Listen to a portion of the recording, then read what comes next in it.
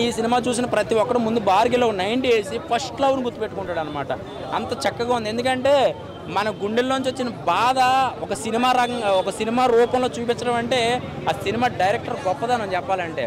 మామూలుగా చాలా సినిమాలు చూసేస్తాం కానీ ఏదో వచ్చేస్తాం 250 ఎంతో పెట్టి కొనేస్తాం వచ్చేస్తాం. కానీ ఒక మంచి ఫీల్ రావాలి సినిమా చూస్తే, అది డైరెక్టర్ గొప్పదనం నిజంగానండి. అసలు 2.5 గంటలు నవ్వించి బాధ పెట్టి అసలు నేను చాలా హ్యాపీ ఫీల్ అయ్యాను నైట్ అయితే మాత్రం. కానీ ఎవరు మీడియా కనపడలేదు, నాకు చెప్పాలన్నంత ఆనందం వచ్చిందనమాట. చాలా చక్కని సినిమా అండి.